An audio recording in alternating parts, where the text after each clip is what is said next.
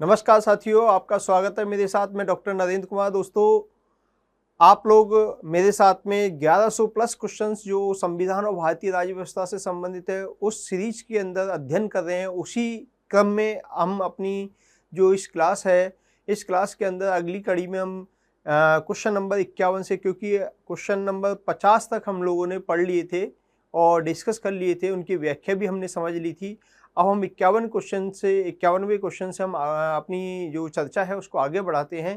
तो दोस्तों, जैसा कि हमारी सीरीज चल रही है 1100 प्लस क्वेश्चंस, प्रश्नोत्तरी व्याख्या सहित विगत परीक्षाओं के प्रश्न भी इसमें शामिल हैं।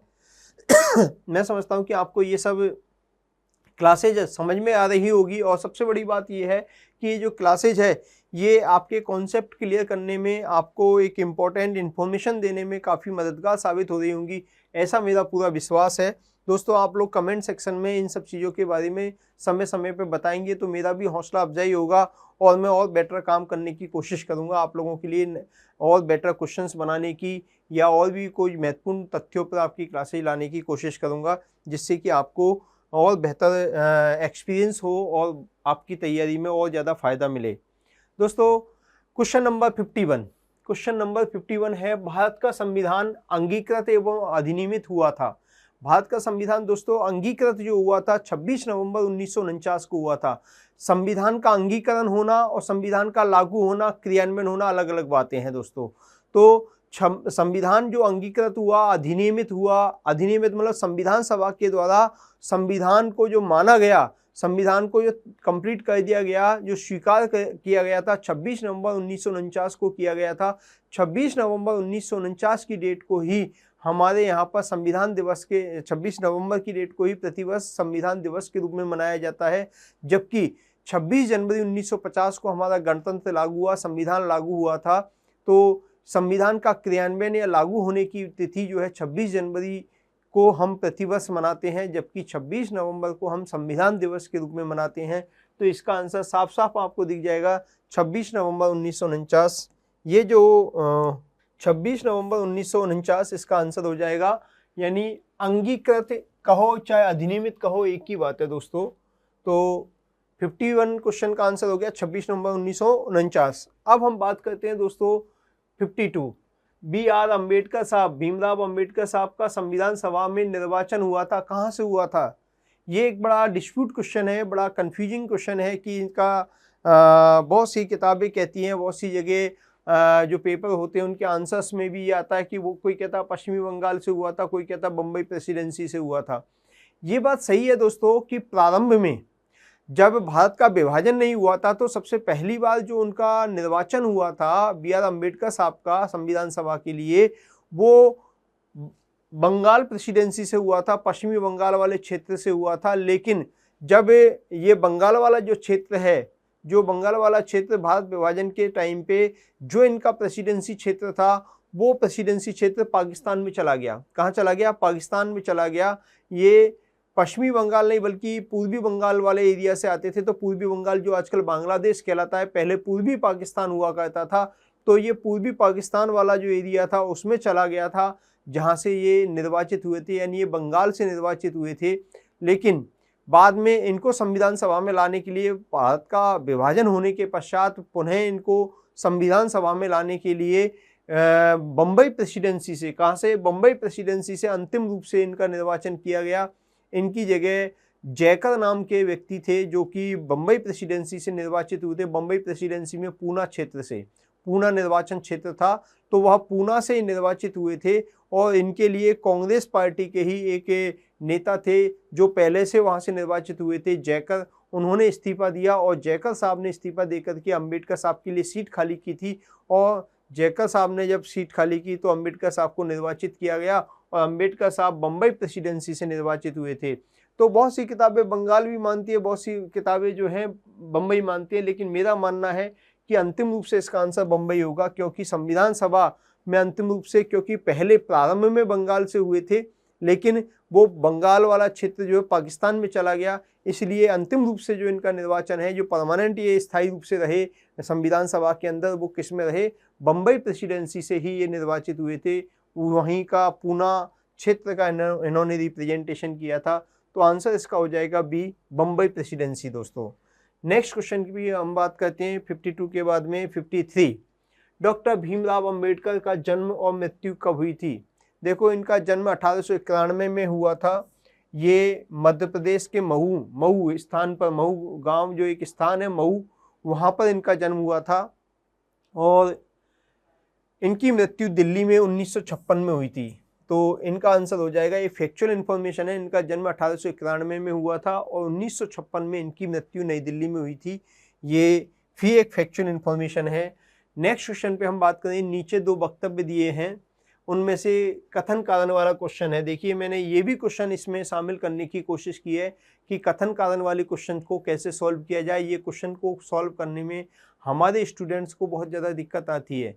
सबसे बड़ी दिक्कत तो तब आती है जब कथन और कारण दोनों सही हो तो व्याख्या कर रहा है या नहीं कर रहा, इसको जानने में बड़ी प्रॉब्लम आती है। तो देखो, आज मैं आपको सिखाऊंगा कि कथन और कारण का क्वेश्चन कैसे सॉल्व किया जाता है।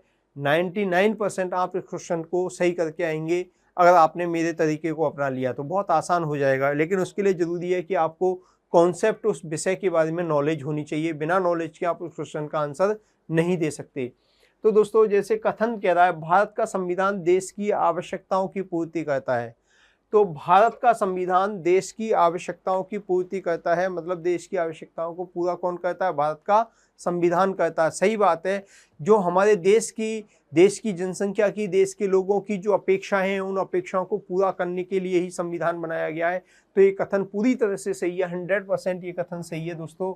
दूसरी बात आती है, इसको एक ग्रहित संविधान कहा जाता है। ग्रहित संविधान का मतलब है जिसको हमने ग्रहण किया है, हमारी आवश्यकताओं के अनुसार विभिन्न देशों के संविधानों का परीक्षण करके, छान करके, जो हमारे लिए ग्राह्य चीज़ें हैं, जो हमारे लिए आवश्यक चीज़ें हैं, जो हमारे लिए उपयोगी चीज़ें हैं, उन्हीं को हमने ग्रहण किया है। हमने दुनिया के लगभग 60 से ज़्यादा देशों के संविधानों का अध्ययन किया था और संविधानों में अध्ययन करने के बाद जो हमारे देश की परिस्थितियों के अनुसार हमारे लोगों की आवश्यकताओं को पूरा करने के लिए आवश्यक थी, वही बातों को हमने अपनाया है। तो निश्चित रूप से एक ग्रहित संविधान है, ये भी बात सही है।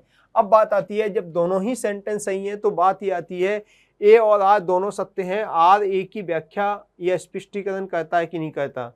तो यहाँ पर यह बताना है कि ये इस कथन का स्पष्टीकरण है कि नहीं। दोस्तों, जब भी स्पष्टीकरण का पता लगाना तो सबसे पहले तो आपको क्या करना, दोनों सेंटेंस को देख लेना है। दोनों सेंटेंस को देखना है कि ये वाला जो सेंटेंस है सही है कि नहीं है। अगर ये सही नहीं है, अगर ये सेंटेंस सही नहीं है तो ये निश्चित रूप से आंसर क्या हो जाएगा, ए असत्य है और परंतु आर सत्य है। दोनों कभी भी गलत नहीं होते हैं। यहाँ पर ध्यान रखना, एक सही होता है और एक गलत होता है, या एक ऊपर वाला गलत होगा या नीचे वाला सही होगा, कोई ना कोई एक सही जरूर होता है जनरली इस तरह के थेमिंग के क्वेश्चन जो आते हैं उनमें। तो यहाँ पर ए सही है और आर गलत है, अगर इस तरह का है तो सी हो जाएगा, ए सत्य है परंतु आर असत्य है। और अगर पहले वाला ए गलत है और आर सही है तो फिर ये डी आंसर हो जाएगा। तो ये तो बहुत आसान है, इनको तो पता लगाया जा सकता है। बात ये आती है कि ये दोनों सेंटेंस जब सही होते हैं, ए भी सही और आर भी सही, ए भी सही और आर भी सही, तो ऐसी स्थिति में ये आर इसकी व्याख्या कर रहा है नहीं कर रहा है, ये इसका स्पष्टीकरण है या नहीं है। तो दोस्तों, इसको करने के लिए पहली बात तो ये है कि ये कथन है और ये क्या है, कारण है। क्या लिखा हुआ है यहाँ, कथन, यहाँ क्या लिखा हुआ है दोस्तों, कारण। कथन और कारण, तो कथन और कारण को आपको समझना है। यहाँ कथन है और यहाँ पर कारण है। तो कारण, देखो, कोई भी कथन होता है, कोई भी बात होती है, कोई भी कॉन्सेप्ट होता है, उसके कारण एक से ज्यादा हो सकते हैं, बहुत सारे कारण हो सकते हैं। लेकिन ये सेंटेंस में जरूरी नहीं है कि सभी कारणों का उल्लेख हो, एक भी कारण का उल्लेख है तो ये इसकी व्याख्या करेगा। ये कथन, ये आर जो है इसकी व्याख्या करेगा, स्पष्टीकरण माना जाएगा। अगर माना कि कथन के कई सारे कारण हैं, उन कारणों में से एक कारण भी यहाँ पर लिखा हुआ है तो वो इसकी व्याख्या करना माना जाएगा। लेकिन स्पष्ट रूप से इसकी व्याख्या से संबंधित नहीं है, ये कारणों में शामिल नहीं है, तो फिर वो व्याख्या नहीं माना जाएगा। तो आपको इसका पता लगाने के लिए क्या करना है, आप एक काम कीजिए, बहुत आसान है, दोनों सेंटेंसों को जोड़ दीजिए और सबसे पहले क्या करिएगा, भारत का संविधान देश की आवश्यकताओं की पूर्ति करता है, जैसे ही सेंटेंस को खत्म करो उसके पीछे शब्द जोड़ दो क्योंकि। क्योंकि से जोड़ करके और एक साथ इसको पढ़ जाइए, इसको भी पढ़ जाइए। और अगर ये सेंटेंस दोनों क्योंकि से जुड़ जाते हैं, ऐसा लगता है कि एक दूसरे से पूरी तरह से जुड़ रहे हैं, ये कहीं ना कहीं आंशिक रूप से जुड़ रहे हैं, तो फिर आप आंसर मान लीजिएगा कि ये इसकी व्याख्या कर रहा है, यानी आंसर ए हो जाएगा। देखिए, जैसे भारत का संविधान देश की आवश्यकताओं की पूर्ति करता है क्योंकि इसको एक गृहीत संविधान कहा जाता है, गृहीत संविधान कहा जाता है।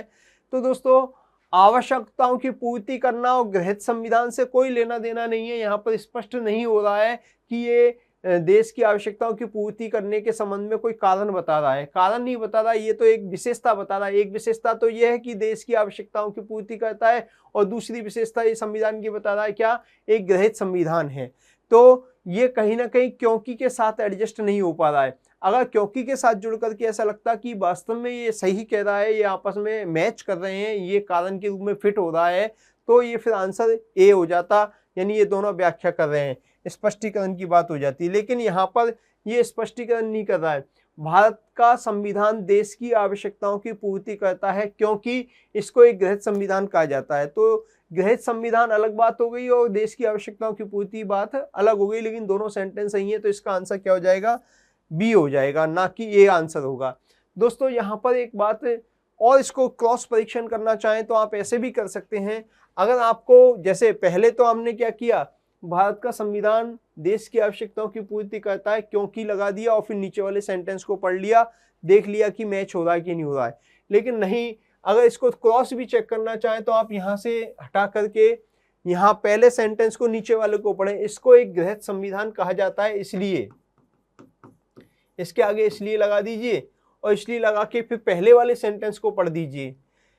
इसको एक गृहीत संविधान कहा जाता है, इसलिए भारत का संविधान देश की आवश्यकताओं की पूर्ति करता है। तो इसलिए के साथ भी ये नहीं जुड़ रहा है, दोनों मैच नहीं कर रहे हैं, तो इसलिए ये जो है इसकी व्याख्या नहीं करता। दोनों सेंटेंस सही हैं, लेकिन दोनों एक दूसरे के कार्य कारण के रूप में फिट नहीं होते हैं, इसलिए आंसर क्या हो जाएगा, ए और आर दोनों सत्य हैं, और आर ए का सही स्पष्टीकरण नहीं है, इसका आंसर ये हो जाएगा।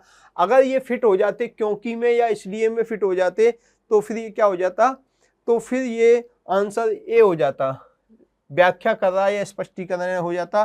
लेकिन ये फिट नहीं हो रहे हैं, इसलिए ये आंसर क्या होगा दोस्तों, इसका स्पष्टीकरण नहीं है।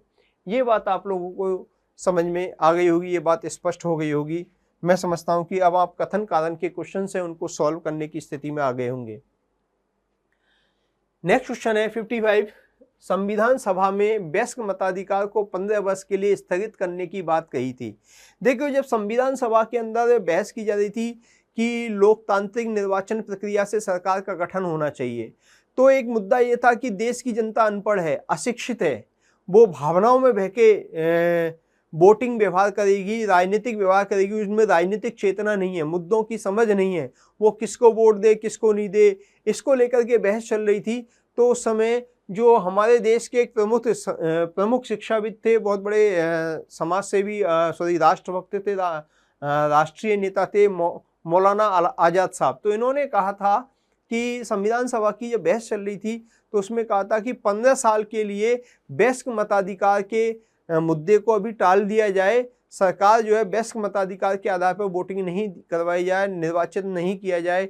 ये बात मौलाना आज़ाद साहब ने कही, लेकिन जवाहरलाल नेहरू और सरदार पटेल वगैरह इन लोगों ने इसका जस्ट विरोध किया, राजेंद्र प्रसाद ने भी विरोध किया। उन्होंने कहा कि धीरे धीरे सीखेंगे, लेकिन उनको जनता को अधिकार देने चाहिए, वोटिंग राइट मिलना चाहिए, और बाद में वही बात मानी गई। तो यहाँ पर 15 वर्ष के लिए वयस्क मताधिकार की अवधारणा को स्थगित करने की बात मौलाना आज़ाद साहब ने कही। एक रेयर फैक्ट है, बहुत कम किताबों में मिलता है। ये भी एक इम्पोर्टेंट क्वेश्चन है, पहले किसी एग्जाम में आया हुआ है, ये शायद MPPCS में आया हुआ था। निम्नलिखित में से किसने कहा था, एक संविधान एक मशीन की तरह बेजान चीज है। एक संविधान एक मशीन की तरह बेजान चीज है, इसमें वे लोग जीवन फूंकते हैं जो इसका नियंत्रण करते हैं। भारत में बस कुछ ईमानदार लोगों की आवश्यकता है जिनके लिए राष्ट्रहित ही सर्वोपरि है। दोस्तों, ये किसने कहा था, ये बात किस व्यक्ति ने कही, इसके बारे में थोड़ा सा क्वेश्चन को समझिए, क्या कहना चाह रहा क्वेश्चन, उसको ढंग से समझ लीजिएगा। दोस्तों, क्वेश्चन कह रहा है कि भारतीय संविधान जो है, संविधान एक मशीन की तरह है। क्या है? संविधान एक मशीन की तरह है, बेजान चीज है। इसमें वे लोग जीवन फूंकते हैं जो इसका नियंत्रण करते हैं। संविधान को नियंत्रित करने वाले लोग यानी विधायिका जो होती है, संसद होती है, राजनेता जो होते हैं, वो इसको क्या कहते हैं? जीवंत बनाते हैं, इसमें जीवन फूंकते हैं। भारत में कुछ ईमानदार लोगों की आवश्यकता है जिनके लिए राष्ट्र ही सर्वोपरि है, यानी संसद जो है, संसद और जो सरकार में जो लोग राष्ट्रपति, प्रधानमंत्री, सरकार में जो लोग होते हैं, मंत्री वगैरह, और जो सांसद हैं, इनके ईमानदार होने की, कुछ गिने चुने लोगों की ईमानदार होने की जरूरत है, जो राष्ट्र को सर्वोपरि मानते हैं। वो इस संविधान को बहुत अच्छे से चला सकते हैं, इस संविधान को जीवंत बना सकते हैं। संविधान बहुत अच्छा है। ये बात डॉक्टर राजेंद्र प्रसाद ने कही थी। किसने कही थी दोस्तों? डॉक्टर राजेंद्र प्रसाद ने ये बात कही थी। ये भी एक अच्छा फैक्ट है, रियल फैक्ट है, जो एग्जाम में पूछा जाता है। दोस्तों नेक्स्ट क्वेश्चन है 57 कहता है, अपनी राष्ट्रवादी प्रतिक्रिया में भारतीय संविधान के निर्माताओं ने अल्पसंख्यकों के हितों और भावनाओं के महत्व को कम करके आंका है। यानी संविधान में अल्पसंख्यकों के हितों और उनकी भावनाओं को कम महत्व दिया है संविधान निर्माताओं ने। ये बात किसने कही? ये बात आइवर जेनिंग्स ने कही। ये भी एक फैक्ट है दोस्तों। मॉरिस जॉनसन ने नहीं, हार्ड ग्रेवर जूनियर ने नहीं कही, अलेक्जेंडर विच ने नहीं कही, ये आइवर जेनिंग्स ने कही थी। ये बात संविधान वेत्ता है आइवर जेनिंग्स। इन आइवर जेनिंग्स साहब ने ये कहा था कि भारतीय संविधान में अल्पसंख्यकों के हितों को कम महत्व दिया गया है। ये भी एक अच्छा फैक्ट है, रियल फैक्ट है दोस्तों। ये जनरल किताबों में, बहुत आसान किताब जो नॉर्मली आपके मार्केट में जो आप गाइडें पढ़ते हो उनमें नहीं मिलता है, इसलिए मैंने इन क्वेश्चंस को शामिल किया है। नेक्स्ट ले, किसने कहा था संविधान सभा कांग्रेस थी और कांग्रेस भारत था? किसने कहा था कि संविधान सभा कांग्रेस थी और कांग्रेस ही भारत था? एक्चुअली संविधान सभा में जो बहुमत था उस समय वो कांग्रेस पार्टी का था, कांग्रेस पार्टी के लोगों का था, क्योंकि विधानसभाओं में अधिकांश जो विधानसभाएं थी, प्रांतीय विधानसभाएं थी, वहां कांग्रेस की सरकार हुआ करती थी। और प्रांतीय विधानसभाओं के द्वारा निर्वाचित किए गए लोग ही कहाँ पहुंचे थे? संविधान सभा में पहुंचे गए थे, एकल अनुपातिक सकल अनुपातिक प्रतिनिधित्व प्रणाली के द्वारा।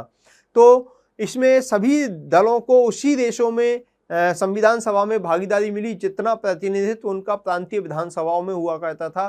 तो ऐसी स्थिति में कांग्रेस का बहुमत बहुत ज़्यादा हुआ करता था। इसलिए ऐसा कहा जाता है कि संविधान सभा एक्चुअल में थी कांग्रेस पार्टी की संविधान सभा, और उस समय पूरे देश में भी कांग्रेस का वर्चस्व बहुत ज़्यादा हुआ करता था। इसलिए जो संविधान है वो संविधान कांग्रेस पार्टी के लोगों ने बनाया, कांग्रेस की विचारधारा के लोगों ने बनाया है। यही कारण है आज भी जो संविधान के ऊपर हमारे जो वर्तमान सरकार हैं, मोदी जी, ये लोग इस बात पे, बहुत सारे जो अपोजिशन पार्टी वाले लोग हैं, मोदी जी, बीजेपी वाले, आरएसएस वाले, ये कहीं ना कहीं संविधान के ऊपर कांग्रेस पार्टी की छाप होने का आरोप लगाते हैं और उसमें सुधार और चेंज करवाने की बात कहते हैं। तो यहाँ पर जो बात कही जा रही है कि उस समय संविधान सभा कांग्रेस थी और कांग्रेस ही भारत था, क्योंकि पूरे भारत में कांग्रेस का ही प्रभाव ज़्यादा था। सबसे ज़्यादा सरकारी प्रांतों में, प्रांतीय विधानसभाओं में कांग्रेस की थी, और उन्हीं ने कांग्रेस पार्टी की जो सरकारी थी, प्रांतीय विधानसभाएं थी, उन्हीं ने अप्रत्यक्ष रूप से किसको चुना था?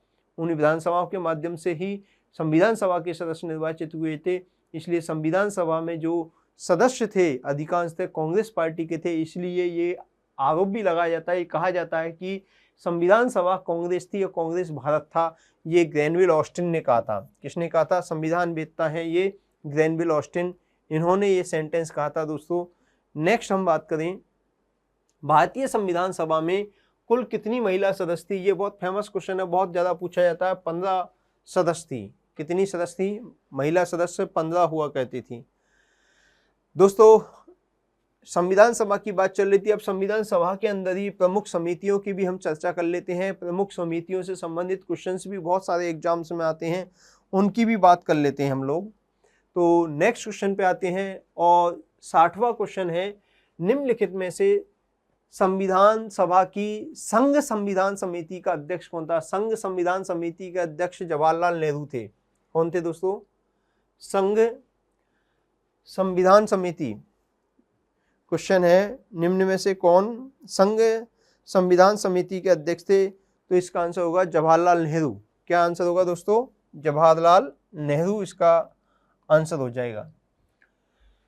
संविधान सभा की प्रांतीय संविधान समिति के अध्यक्ष सरदार वल्लभ भाई पटेल थे। ये सब फैक्चुअल इंफॉर्मेशन है जो आप सबको पता होनी चाहिए। संविधान सभा जब हम पढ़ाते हैं, जब हम डिस्कस करते हैं, तो इसमें बहुत अच्छे से इनको याद करते हैं, लर्न करते हैं, क्योंकि ये याद करने की चीज़ें हैं, आपको पता होनी चाहिए।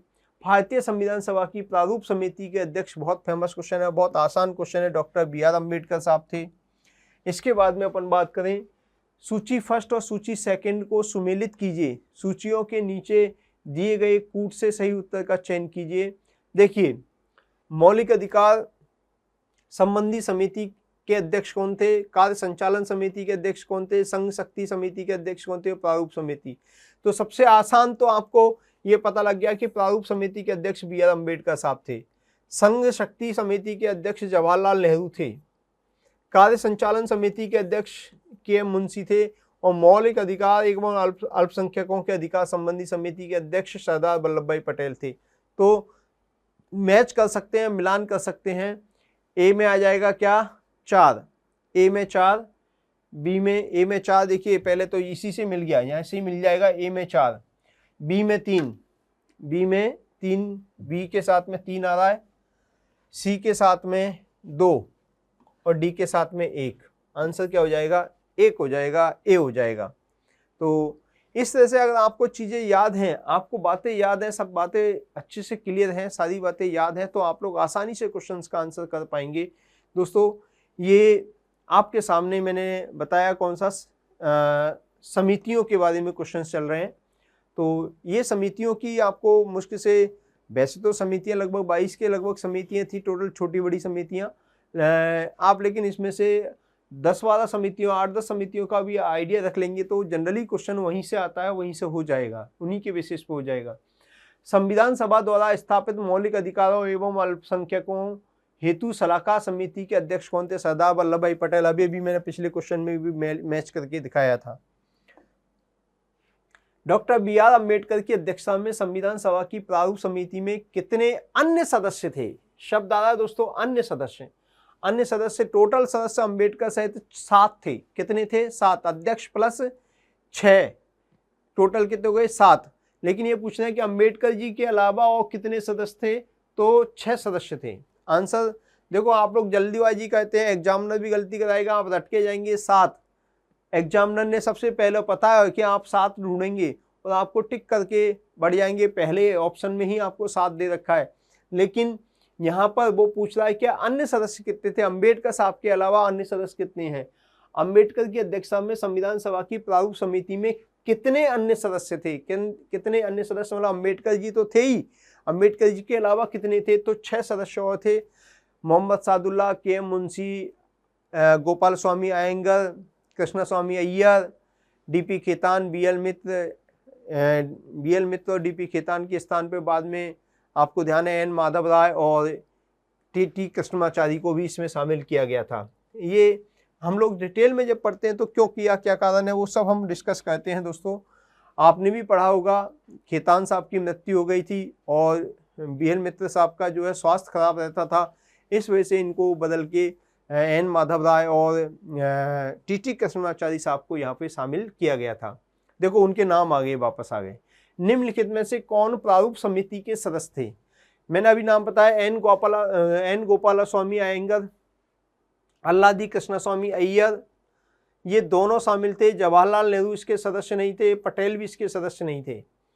तो मैंने आपको 7 नाम गिनाए थे: भीमराव अम्बेडकर, गोपाल स्वामी अयंगर, कृष्णा स्वामी अय्यर, मोहम्मद सादुल्ला, KM मुंशी, N माधव राय और DP खेतान। N माधव राय की जगह BL मित्र आए थे, DP खेतान की जगह पर TT कृष्णमाचारी आए थे। टोटल 7 थे।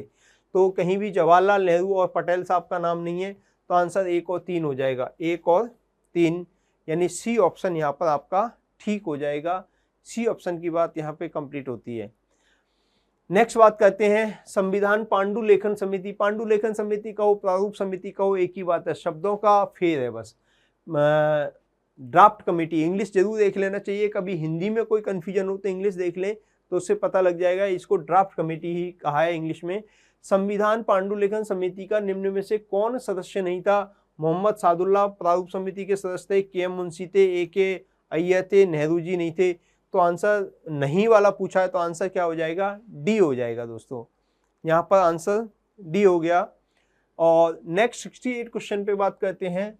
संविधान सभा ने डॉक्टर बी आर अम्बेडकर की अध्यक्षता में प्रारूप समिति का गठन कब किया? संविधान सभा में, ये डेट बहुत इंपॉर्टेंट है, पूछी जाती है। 29 अगस्त 1947 को प्रारूप समिति का, जब 60 से ज़्यादा देशों के संविधान को छानने के बाद में एक मोटा मोटा ड्राफ्ट तैयार किया, तो उस ड्राफ्ट पर अध्ययन करने के लिए प्रारूप समिति का गठन डॉक्टर बी आर अम्बेडकर की अध्यक्षता में किया गया था। और वो समिति, प्रारूप समिति का जो गठन है 29 अगस्त 1947 को किया गया था। तो ड्राफ्ट कमेटी या प्रारूप समिति का गठन किस डेट को किया गया? 29 अगस्त 1947 को। ये आपको ध्यान में रखना चाहिए। संविधान निर्मात्री परिषद की झंडा समिति का अध्यक्ष कौन है? ये बड़ा कंफ्यूजिंग क्वेश्चन है दोस्तों, बहुत कंफ्यूजिंग क्वेश्चन है। बहुत एग्जाम में क्वेश्चन पहले किसी जमाने में, बहुत पहले, आज से 10-15 साल पहले ये बहुत पॉपुलर क्वेश्चन हुआ करता था, पहले एग्जामों में आया है। लेकिन आजकल ऐसे डिस्प्यूटेड क्वेश्चन नहीं आते हैं। और सबसे बड़ी बात यह है कि झंडा समिति का जो अध्यक्ष है वो बहुत सारे लोग जे.बी. कृपलानी को बताते हैं। Answer J B. कृपलानी। जितनी भी किताबें पुराने वाले पेपर्स में जो भी है, बहुत सारी जो गाइडें हैं, वो जे.बी. कृपलानी का नाम आती है। पहली बात तो यह है कि झंडा समिति नाम की कोई समिति का गठन कोई भी ऑथेंटिक किताब के अंदर नहीं मिलता। राष्ट्रीय ध्वज समिति का नाम तो मिलता है। कौन सी समिति का? राष्ट्रीय ध्वज समिति का नाम तो मिलता है, लेकिन झंडा समिति के बारे में कोई भी चर्चा हमने नहीं पढ़ी है। जो ध्वज समिति है, राष्ट्रीय ध्वज समिति का उल्लेख ऑथेंटिक किताबों में मिलता है। झंडा समिति का उल्लेख किसी भी किताब में नहीं मिलता है, ऑथेंटिक किताबों में नहीं मिलता। तो राष्ट्रीय ध्वज समिति जो है, उस ध्वज समिति के जो अध्यक्ष थे वो डॉक्टर राजेंद्र प्रसाद थे। अब बात आती है कि झंडा समिति, क्वेश्चन यहाँ पे झंडा समिति का पूछा है, तो झंडा समिति दो बनी है इतिहास के अंदर। एक तो 1931 का कराची अधिवेशन जो कांग्रेस का हुआ था, तो उसमें झंडा समिति के अध्यक्ष सरदार वल्लभ भाई पटेल बनी थी। एक तो वो झंडा समिति थी। उसके अलावा संविधान सभा के अंदर जो है राष्ट्रीय ध्वज समिति बनी थी, इसी को हम लोग पॉपुलर अर्थ में झंडा समिति कह देते हैं। तो वो झंडा समिति जो है, वो झंडा समिति का गठन डॉक्टर राजेंद्र प्रसाद की अध्यक्षता में किया गया था, ना कि जे.बी. कृपलानी की अध्यक्षता में किया गया था। बहुत सारी किताबें इसका आंसर, बहुत सारी जो अपुष्ट स्रोत हैं उनमें कहीं ना कहीं जे.बी. कृपलानी का नाम दे रखा है, जबकि ये जे.बी. कृपलानी नहीं बल्कि राष्ट्रीय ध्वज समिति के नाम से है वो समिति, और वो है डॉक्टर राजेंद्र प्रसाद। दोस्तों, इसका कोई ऑथेंटिक सोर्स मुझे आज तक नहीं मिला। पिछले 25 साल से मैं पॉलिटी पढ़ रहा हूँ, पब्लिक एडमिनिस्ट्रेशन, पॉलिटिकल साइंस का विद्यार्थी हूँ मैं भी इसको सर्च करता हूँ, लेकिन मुझे कोई पुष्ट स्रोत इसका आज तक नहीं मिला। 25 साल में कोई अच्छी किताब में मुझे नहीं मिला जो ऑथेंटिक रूप से कह सके कि झंडा समिति बनी थी और उसके अध्यक्ष जे.बी. कृपलानी थे। तो हम जो बात कर रहे हैं, इसका आंसर मेरे हिसाब से डॉक्टर राजेंद्र प्रसाद होना चाहिए। बाकी ये अपना अपना मत है, आप क्या मानते हैं ये आप पर डिपेंड करता है। संविधान के स्रोत को लेके अब हम कुछ क्वेश्चन की चर्चा कर लेते हैं। तो भारत के संविधान में उद्देशिका का विचार लिया गया है। उद्देशिका प्रस्तावना हमने कहाँ के संविधान के आधार पर ली है?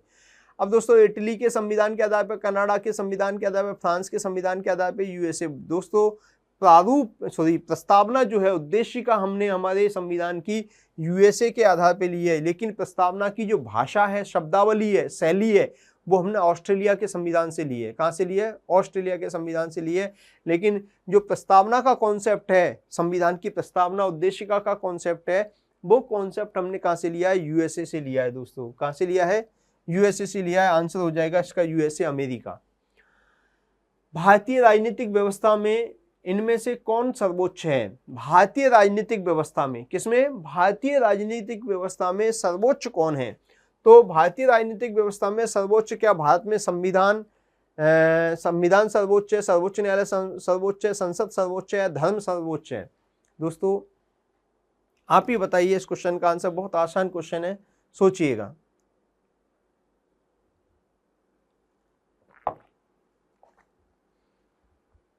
दोस्तों, हमारे देश में आप सब जानते हैं कि हमारे देश में संविधान की सर्वोच्चता पाई जाती है। किसकी पाई जाती है? संविधान की।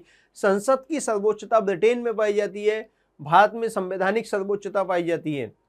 अमेरिका और भारत जैसे देशों में संवैधानिक सर्वोच्चता को अपनाया गया है, तो हमारे देश में भी संवैधानिक सर्वोच्चता पाई जाती है। मैं संविधान की विशेषताएं जो पढ़ाता हूं, भारत के संविधान की विशेषताएं लगभग 9-10 लेक्चर्स मैंने आपको यूट्यूब पे दिए हुए हैं। वो क्वेश्चंस, वो लेक्चर्स आपको अगर संविधान की, भारत के संविधान की विशेषताओं को आपको बहुत डिटेल में कॉन्सेप्चुअल जानकारी करनी है, बहुत डिटेल से पढ़ना है, समझना है, तो लगभग मैंने 10 घंटे के आसपास का वीडियोज बना रखे हैं केवल संविधान की विशेषता के ऊपर। वो आपको यूट्यूब पे डॉक्टर नरेंद्र कुमार धाकड़ टाइमलाइन एजुकेशन पॉलिटी वीडियोज़ के नाम से आप सर्च करेंगे तो आपको वहाँ पे मिल जाएंगे। काफ़ी डिटेल में मैंने उनको समझा रखा है। तो यहाँ पर भारत में संवैधानिक सर्वोच्चता पाई जाती है। नेक्स्ट क्वेश्चन है दोस्तों, भारत में न्यायिक पुनरीक्षण यानी जुडिशियल रिव्यू की संकल्पना निम्नांकित देश से के संविधान से ली गई है। यूएसए से, अमेरिका से ली है। न्यायिक पुनरावलोकन अमेरिका की विशेषता है, ये भी हमने अमेरिका से ली है। इसके बारे में भी आपको संविधान की विशेषताएं जो मेरी क्लास है उसको आप डिटेल से पढ़ेंगे, ध्यान से पढ़ेंगे, तो उसमें आपको बहुत सारे कॉन्सेप्ट क्लियर होंगे। मेरा मानना है कि आप लोगों को पॉलिटिकल साइंस से और संविधान के विद्यार्थी होने के नाते वो क्लासेस जरूर देखनी चाहिए, जरूर समझनी चाहिए, क्योंकि उससे बहुत सारी बेसिक कॉन्सेप्चुअल क्लैरिटी होगी। एकात्मकता क्या होती है, संघात्मकता क्या होती है, संवैधानिक सर्वोच्चता क्या होती है, संसदीय सर्वोच्चता क्या होती है, दोनों में बैलेंस कैसे होता है, हमारे यहाँ संघात्मकता में एकात्मकता की ओर झुकाव कैसे है। ये सारी चीज़ें मैंने बहुत अच्छे से विभिन्न देशों से कंपेरिजन करके इन चीज़ों को बहुत अच्छे से बता रखा है। मैं समझता हूँ कि आपको वीडियो जरूर देखना चाहिए ताकि आपकी कॉन्सेप्चुअल क्लैरिटी हो जाए। नेक्स्ट बात करें हम लोग, न्यायिक पुनरावलोकन की व्यवस्था केवल भारत में है, केवल यूएसए में है? भारत और यूएसए दोनों में है। दोस्तों यूएसए में तो है ही, यूएसए से ही हमने न्यायिक पुनरावलोकन की व्यवस्था हमारे देश में ली है। तो भारत और यूएसए दोनों ही देशों में न्यायिक पुनरावलोकन जुडिशियल रिव्यू की व्यवस्था पाई जाती है। तो आंसर हो जाएगा भारत और यूएसए। नेक्स्ट बात करें, निम्नलिखित में से कौन सा लक्षण भारतीय परिसंघ और अमेरिकी परिसंघ में समान रूप से पाया जाता है? भारत और अमेरिका के संविधान में या परिसंघीय व्यवस्था में समान रूप से पाया जाता है। एक ही नागरिकता नहीं, भारत में एकल नागरिकता, अमेरिका में दोहरी नागरिकता पाई जाती है। मैंने ये बात वहाँ पे संविधान की विशेषताओं वाले लेक्चर्स में बहुत अच्छे से बता रखी है। दूसरी बात, संविधान की 3 सूचियाँ, बिल्कुल 3 सूचियाँ केंद्र में भी हैं, अमेरिका में भी हैं और भारत में भी इस तरह की व्यवस्था है। न्यायपालिका की द्वैधता, अमेरिका में न्यायपालिका की द्वैधता पाई जाती है, लेकिन भारत में एकात्मक न्यायपालिका, एकीकृत न्यायपालिका पाई जाती है। ये भी बात यहाँ पे नहीं होती। संविधान के निर्वचन के लिए परिसंघीय उच्चतम न्यायालय, दोस्तों यहाँ ये कुछ हद तक ठीक है, पूरी तरह से ठीक नहीं है। यहाँ पर जो एग्जैक्ट है, सबसे बढ़िया जो आंसर है, संविधान की निर्वचन करने के लिए परिसंघीय उच्चतम न्यायालय, यानी परिसंघीय उच्चतम न्यायालय की व्यवस्था जो है, संविधान को व्याख्या करने की, अंतिम रूप से व्याख्या करने की शक्तियां अमेरिका में भी उच्चतम न्यायालय को दी गई है, सुप्रीम कोर्ट को दी गई है, और भारत में भी उच्चतम न्यायालय को यानी केंद्र सरकार के सुप्रीम कोर्ट को ही ये शक्तियां दी गई हैं। तो ये ज़्यादा बेटर है, क्योंकि यहाँ केंद्र और राज्यों के बीच में जो है चीज़ें बांटी गई हैं। वहाँ पर अमेरिका में अवशिष्ट शक्तियाँ राज्यों को दी गई हैं, हमारे यहाँ अवशिष्ट शक्तियाँ केंद्र सरकार को दी गई हैं। हमारे यहाँ पर केंद्र सूची, राज्य सूची और संवैधानिक सूची होती है। अमेरिका में जनरली 2 ही सूचियाँ पाई जाती हैं, एक केंद्र सूची और राज्य सूची। संवैधानिक सूची के बारे में थोड़ा सा कुछ अस्पष्ट स्थितियाँ हैं, उसके बारे में जब मैं लेक्चर लेता हूँ तो उसमें बहुत डिटेल में इस चीज़ को बताता हूँ। अभी यहाँ पे उस पर चर्चा करना थोड़ा सा कन्फ्यूजिंग हो जाएगा। तो आंसर हो जाएगा संविधान के निर्वचन के लिए परिसंघीय उच्चतम न्यायालय व्यवस्था। नेक्स्ट है, भारत की संघात्मक व्यवस्था निम्नलिखित में से किस देश से संबंधित है? भारत की संघात्मक व्यवस्था निम्नलिखित में से किस देश से संबंधित है? परिसंघात्मक व्यवस्था या संघात्मक व्यवस्था?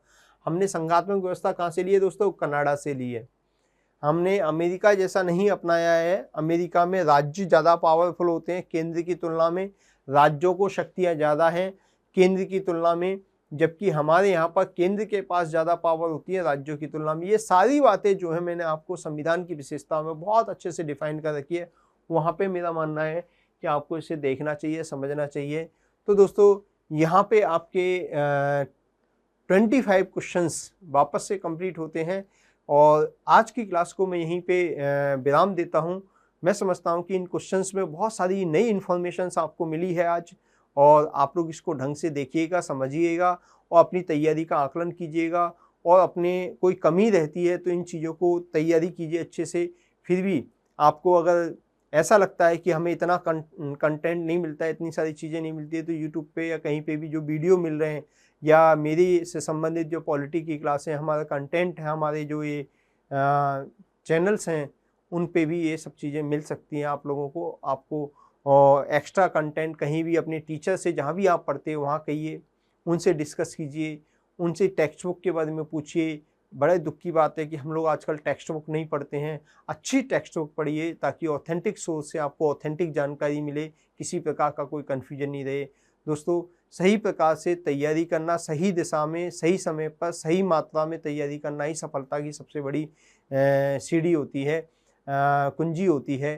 तो मैं कहूँगा कि आप लोग अपनी सफलता सुनिश्चित करने के लिए ऑथेंटिक सोर्सों को और एनरिच कंटेंट के साथ में एनरिच लेक्चर को पढ़ना चाहिए, सुनना चाहिए, प्रयास करना चाहिए दोस्तों। तो नेक्स्ट क्लास में वापस मिलते हैं दोस्तों, अगली क्लास में। तब तक के लिए धन्यवाद, नमस्कार।